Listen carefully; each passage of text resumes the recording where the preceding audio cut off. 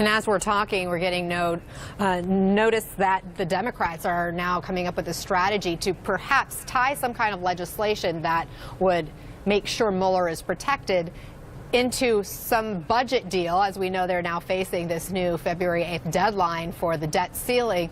Michael Moore, do you think it's come to that this is even necessary, that Mueller could still potentially be fired, or would that be completely devastating to the president himself?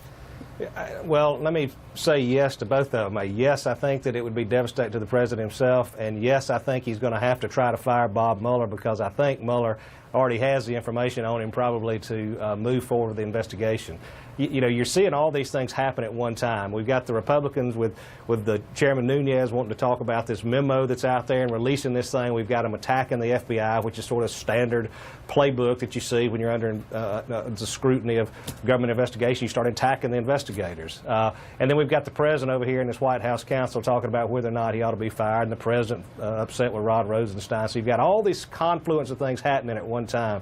And my guess is that's because they're starting to feel the noose tighten around the administration and the people higher up in the administration. The investigation really is in three parts, but it's really one. And I think what's happening is we're talking about obstruction, we're talking about collusion. At the end of the day, and this is what I think Bob Mueller is going to come back with, we ought to be looking at, and he's probably looking at, the money and following the money. There's a reason that Trump didn't want to give his tax returns.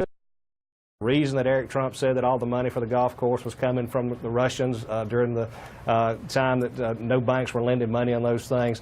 All that stuff is out there, and my guess is that Bob Mueller already has a pretty good grasp of where he's at. I think the president's likely to find himself either in a federal grand jury under subpoena, or he's liable to find himself talking in a free interview with the Mueller investigative team. I just don't think that Bob Mueller is going to have a big appetite for letting the president and his counsel dictate the terms on which he might appear to give a statement. And you know, this is classic federal prosecutor style, and I've said that all along, that Bob Mueller is sort of the classic prosecutorial tactician.